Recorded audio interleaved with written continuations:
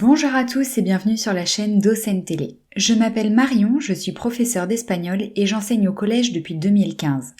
Chaque semaine, j'aide les enseignants comme moi à gagner en efficacité et à développer leur créativité. Dans cette vidéo, je te donne 20 conseils que j'aurais aimé recevoir ou entendre quand j'ai commencé à enseigner. 20 phrases qui m'auraient permis d'éviter bien des écueils et de gagner du temps. Tu peux être fier de toi. Prends le temps de réaliser et de célébrer ta réussite. Les concours de recrutement des enseignants sont difficiles et quelle que soit la note que tu as obtenue et ton rang au classement, tu es légitime et tu peux être fier de là où tu en es aujourd'hui. Qu'importe ton âge et ton expérience, c'est ton savoir-faire, ton savoir-être et tes compétences qui sont reconnues désormais. Je te souhaite de t'épanouir dans ce métier parfois contraignant, chronophage et énergivore, mais tellement passionnant et enrichissant.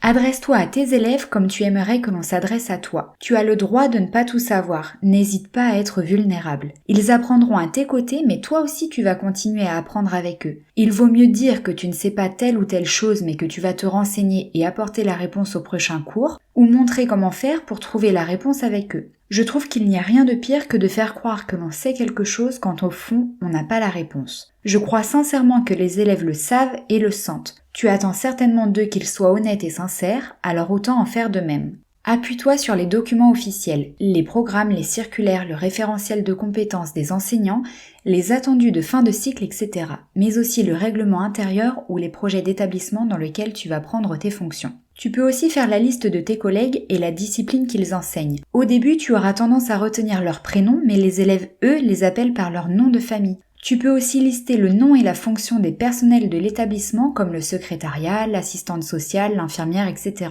Je te conseille également de noter les horaires car ils peuvent différer légèrement d'un établissement à un autre. Tu n'es pas arrivé ici par hasard et tu as avec toi tout un bagage d'expérience. Avant de devenir prof, tu as été élève. Tu sais ce que tu as aimé, ce que tu voudrais faire autrement et au fond de toi, tu sais ce qui t'anime et ce pourquoi tu as choisi cette profession. Fais-toi confiance, nous ne sommes pas tenus de tous travailler exactement de la même façon. Plan de classe, sanctions, droit de se déplacer dans la classe, autonomie, disposition des tables en îlot, etc.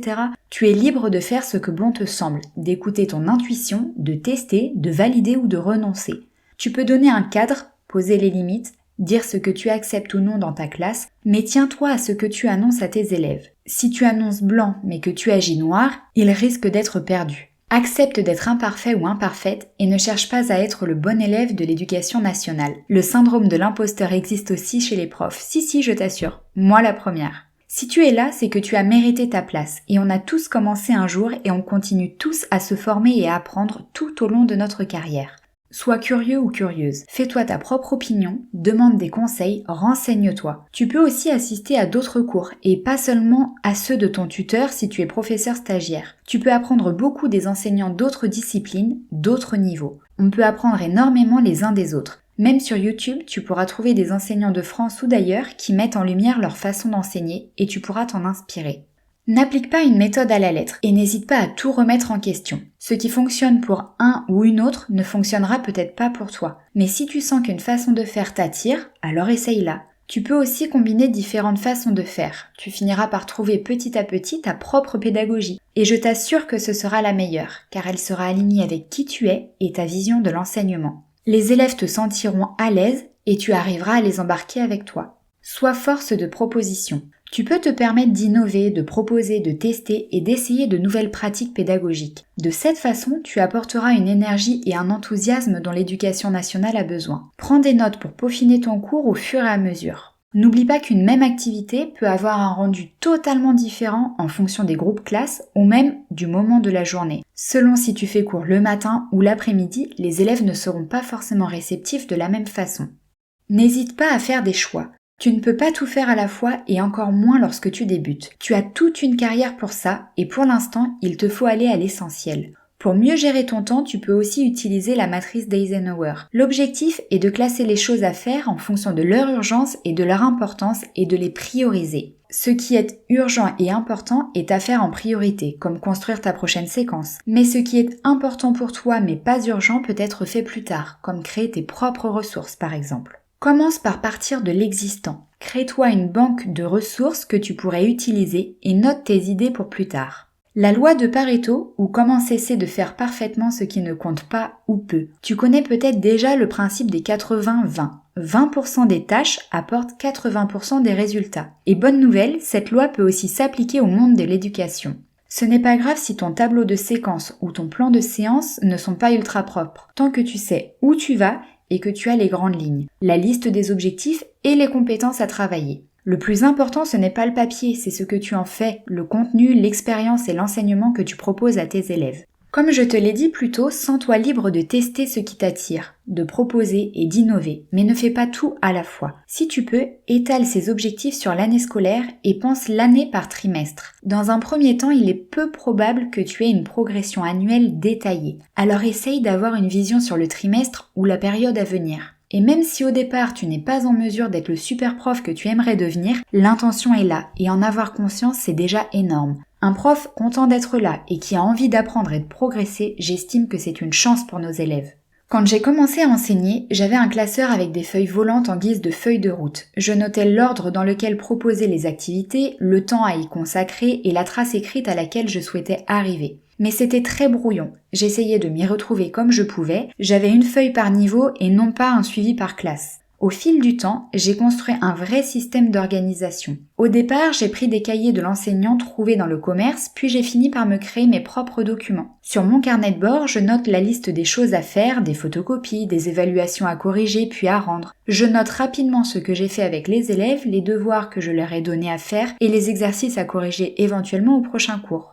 C'est important d'anticiper et d'avoir une vision à moyen terme, parce que tu auras parfois besoin de réserver du matériel ou une salle informatique en avance par exemple. Mais au-delà de ça, tâche de ne pas prévoir une grosse évaluation à corriger au moment où toi-même tu auras des examens, ou n'attends pas le dernier moment pour rédiger tes appréciations. Si tu peux, note la date des réunions, des périodes de conseil de classe, d'éventuelles sorties ou projets. N'hésite pas non plus à découper tes objectifs en sous-tâches pour avancer progressivement. Mais sache que tout ne se passera pas toujours comme prévu. Il y aura parfois des flops, des séances annulées, des activités qui ne fonctionneront pas ou des questions d'élèves qui vont te retarder ou te faire divaguer. Et parfois une activité prendra beaucoup plus ou beaucoup moins de temps que ce que tu avais imaginé. Au départ, j'avais tendance à m'accrocher à mon plan de séance et à chercher à en venir à bout coûte que coûte. Aujourd'hui, je me laisse davantage de liberté. Je lâche prise et s'il faut 1 heure supplémentaire ou couper court à une activité, ce n'est pas grave. Je crois que c'est l'un des conseils les plus importants. Sauvegarde tous tes documents et fais-en plusieurs copies. J'ai perdu mes 6 premiers mois de travail pendant mon année de stage parce que ma clé USB a décidé de me lâcher. Maintenant, j'enregistre mes documents sur ordinateur, sur un disque dur et sur iCloud. Mais tu peux utiliser d'autres espaces de stockage en ligne. Ils ont l'avantage d'être accessibles partout. Pense aussi à noter toutes tes idées, à classer les ressources que tu trouves ou que tu crées, faire des dossiers et trouve ton propre système de tri pour t'y retrouver. Par exemple, j'ai différents tableaux sur Pinterest et sur mon bureau d'ordinateur pour chaque séquence, j'ai les documents que je compte utiliser et un sous-dossier avec tous les documents que j'ai trouvés mais que je n'ai finalement pas retenus, car je suis susceptible de les utiliser une prochaine fois. Et pour retrouver plus facilement tes documents, renomme-les en fonction de leur contenu, pas juste séquence numéro 1, séance numéro 2. Si tu le peux, essaye de travailler avec d'autres personnes de ta promo ou avec des collègues de ta discipline. Tu peux aussi rejoindre des groupes Facebook par exemple en fonction de la matière que tu enseignes. Si vous faites bien la liste des sous-tâches à faire pour mettre une séquence en place, vous pourrez plus facilement vous répartir les tâches et gagner du temps. Je n'ai pas l'habitude de travailler avec des manuels scolaires, mais c'est évidemment un bon point de départ. Tu peux trouver des tas de ressources ailleurs, sur Pinterest, Facebook, YouTube et dans la presse de façon plus générale. Mais si tu peux, approprie-toi le support. Si tu n'es pas convaincu par un document ou par une approche, adapte-le à tes besoins et à ceux de tes élèves. On m'a donné une séquence clé en main quand j'ai commencé, mais finalement ça ne m'a pas rendu service. Je n'étais pas à l'aise et j'ai eu du mal à le transmettre. Je pense que l'énergie est différente et que les élèves le ressentent. Pour gagner du temps et en consacrer davantage à ce qui compte vraiment, tu peux te créer des modèles réutilisables comme un tableau de séquences vierge, un en-tête pour les évaluations, une page de suivi des élèves pour les notes, les absences, etc. Ça t'évitera de partir d'une feuille blanche à chaque fois. Pour ne pas créer à chaque fois dans l'urgence, je te conseille dans la mesure du possible d'avoir au moins un chapitre ou une séquence d'avance, pour que tu aies le temps de créer ta séquence B pendant que tu es sur la séquence A avec tes élèves. Je te conseille aussi d'avoir une activité de secours, un plan B en cas de problème informatique ou de panne quelconque ou d'imprévu. Pour moi, l'enseignement c'est 50-50. Pour que ça roule, tu dois faire ton job et les élèves doivent faire le leur. Tu peux compter sur tes élèves et t'appuyer sur eux pour reformuler ou pour expliquer avec d'autres mots que les tiens quelque chose qu'un élève n'aurait pas compris. Ils peuvent aussi être force de proposition, préparer une partie de la leçon chez eux pour qu'ils expliquent une notion clé à leurs camarades, etc. Ils seront sans doute ravis de pouvoir s'impliquer de cette façon dans leurs apprentissages, d'être acteurs et pas simplement d'absorber le savoir de façon passive. On dit de plus en plus que le travail du prof se fait en amont, dans la phase préparatoire du cours, mais qu'en classe, c'est aux élèves de faire leur part. Pour finir, repose-toi. Accorde-toi des moments de pause, de déconnexion. N'oublie pas de prendre soin de toi. La première année est longue et éprouvante, et les élèves méritent d'avoir quelqu'un en forme en face d'eux.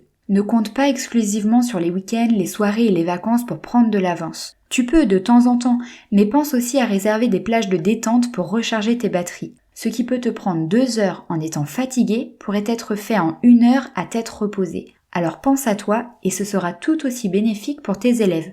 J'espère que cette vidéo t'a plu et que quelques-uns de ces conseils te seront utiles. Je te souhaite de t'épanouir dans ce métier qui pour moi est l'un des plus beaux et honorables.